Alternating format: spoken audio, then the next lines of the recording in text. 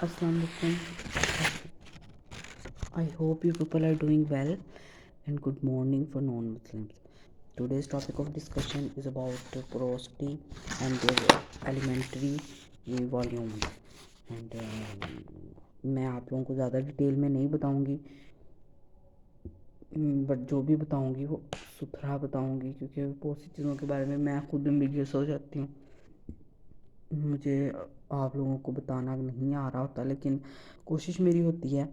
और it's a special field in as a function at any point using special averaging over a representative elementary values, REV इसको कहा जाता है। ये बहुत इम्पोर्टेंट है, आप लोग ये ज़रूर इसको कंसिडर करिएगा फॉर सेक ऑफ रिपोर्टिंग। अगर किसी जगह की हम कर रहे हैं तो मुझे लगता है ये भी बहुत अहम होता होगा उसमें फैक्टर।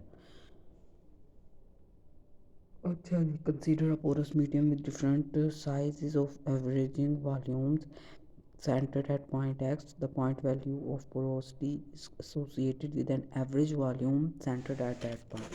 इसकी जो केमिकल इक्वेशन बनती है मैं आप लोगों को वो बता देती हूँ। ये देखें,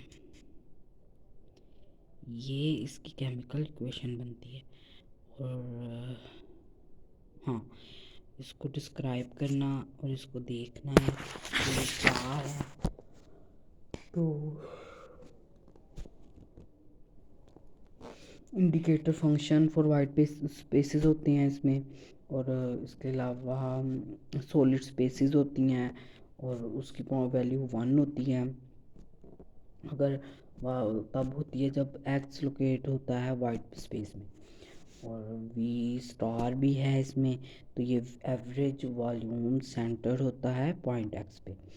और इसके अलावा मैं आप लोगों को क्या बताऊँ, if volume is too small the average value is not well defined and the limit approaches either 0 और 1।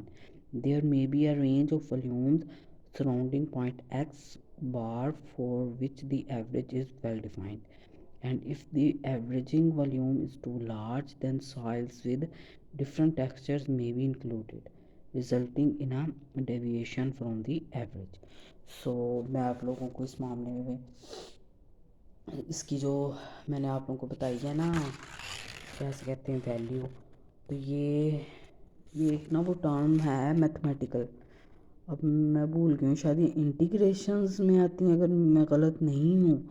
ये dx/dy वाली चीज़ें, अगर मैं गलत बता रही हूँ, ये मैथमेटिकल होती है। एफएससी में मैथमेटिक्स की जो होती है, मैंने बीएससी में ही स्टडी की थी, क्योंकि मेरा बैकग्राउंड है प्री मेडिकल का पॉइंट ऑफ। आई मीन मैं बायोलॉजी मैंने पढ़ी थी, मैंने ना मैथ्स नहीं इसको किया, तो इसलिए मैंने जब बीएससी में चीज़ें पढ़ी थी तो मज़े की लगी थी। ये भी चीज़ें, ये भी बहुत इंटरेस्टिंग थी। तो ये सिंपल वही मैथमेटिकल टर्म है और उसका ही कोई फार्मूला है। और जब ये आप करते हो ना, इसको एनालाइज करते हो, इसको स्टडी करते हो, तो ये इट्स क्वाइट क्वाइट सिंपल। हाँ, आप जितना इस चीज़ को करेंगे कि ये चीज़ें नहीं हैं, कुछ लोगों की आदत होती है वो आकर आपको बड़ा बना के एक आम सी सिंपल सी चीज़ को भी ना डिफ़िकल्ट करके बता देते हैं। तो ये ऐसा है नहीं। तो हाँ, चीज़ें जब आप परफेक्टली कोई चीज़ बताते हैं ना, तो वो चीज़ वाकई नॉलेज लगती है कि हाँ आपने नॉलेज डिलीवर की है। बट अगर नॉलेज वो डिलीवर करने का मेथड आपको नहीं पता, आप आ रहे हैं बस रोब झाड़ रहे हो और आप ऐसे बता रहे हो कि जैसे किसी को पता नहीं किसी को समझ लगेगी भी तो क्यों लगे। तो इसके लिए तो फिर कोई भी कह लो आम सी चीज़ भी जो होगी ना वो आप लोगों को नहीं समझ लगेगी। मेरा कहने का मकसद सिर्फ इतना है, यहाँ मैं कोई क्रिटिसाइज़ नहीं कर रही थी, सॉरी।